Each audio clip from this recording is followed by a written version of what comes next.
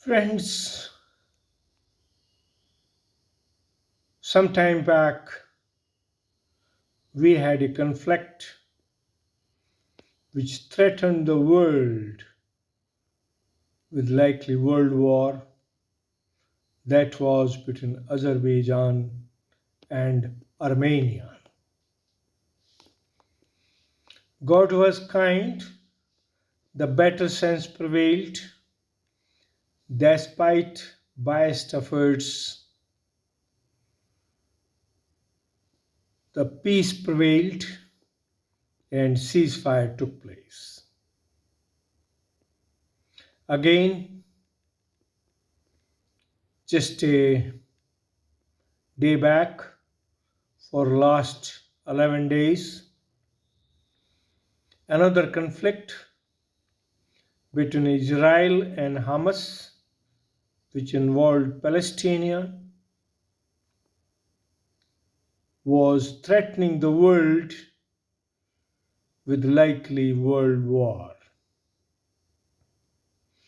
These recent events and many more,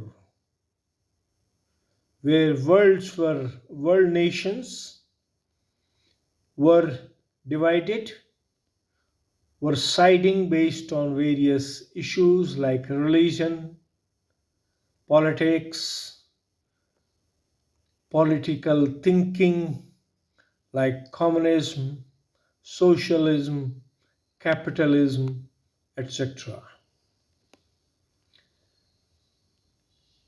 After the Second World War, United Nations was formed only to safeguard such events,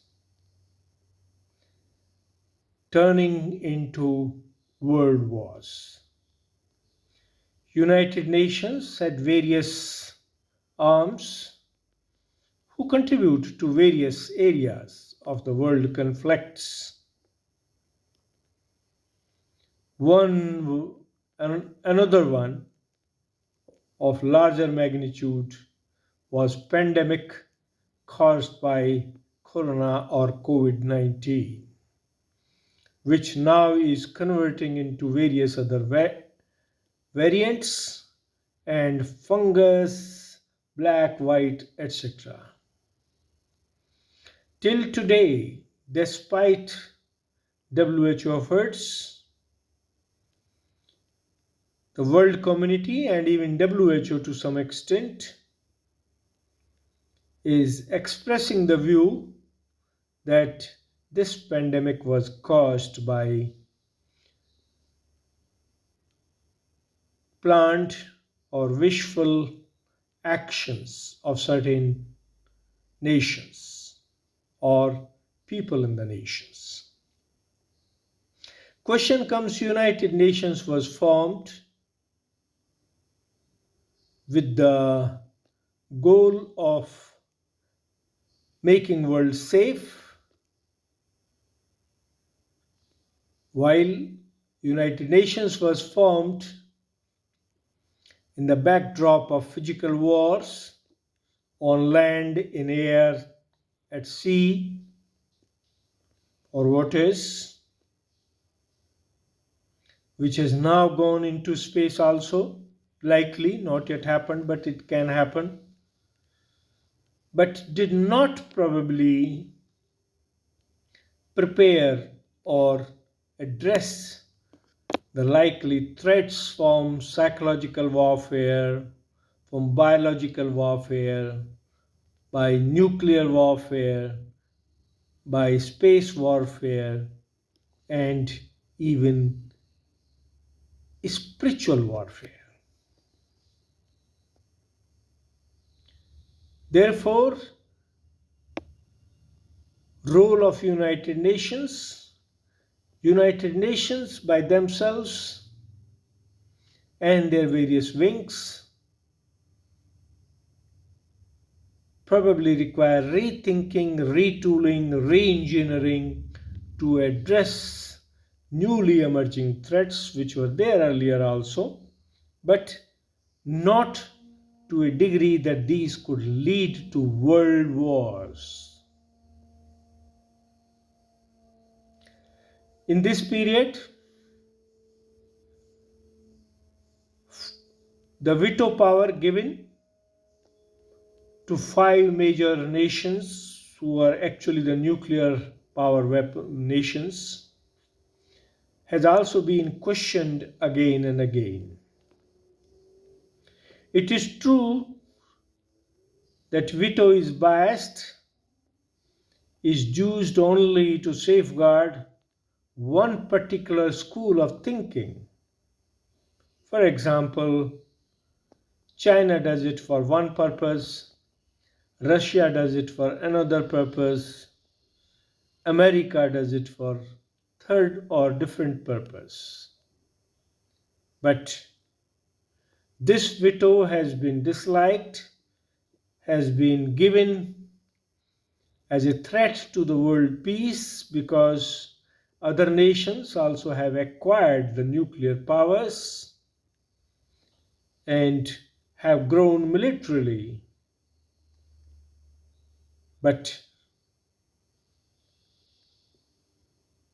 veto power has still helped in converting all these conflicts into world wars.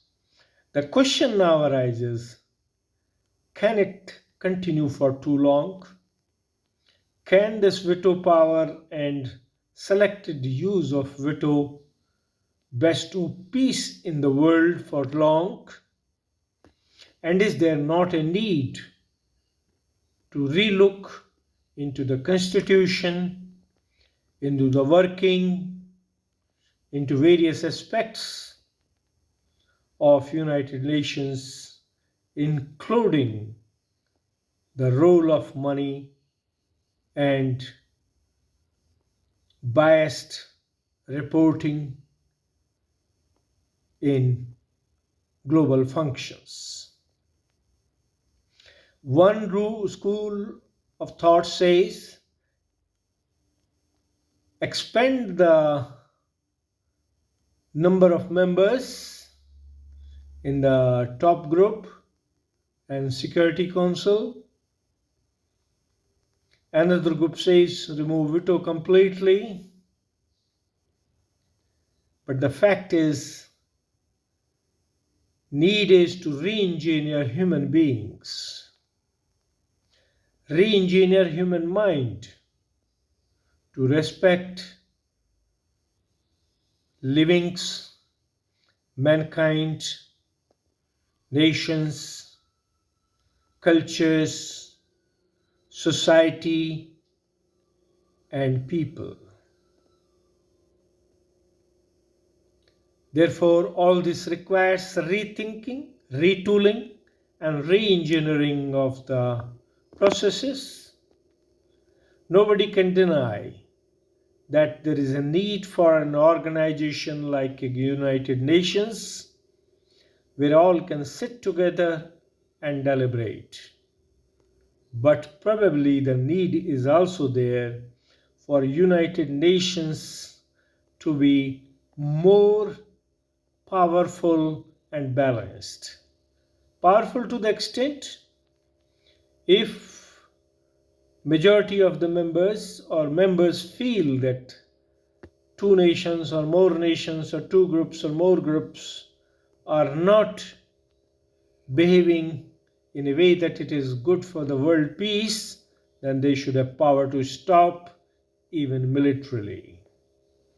Today military is sent from various other places but only as peacekeeping. But need is to create a conflict resolution mechanism both militarily, politically, and socially. Therefore, we request world body should deliberate,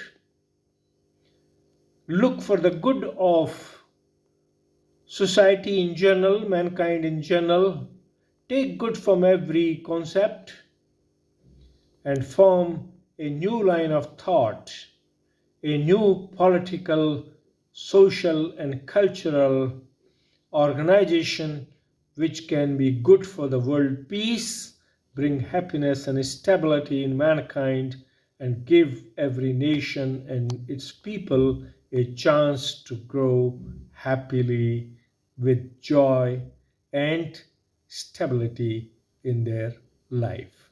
God bless all. Thank you very much. Jai Hind, Jai Bharat.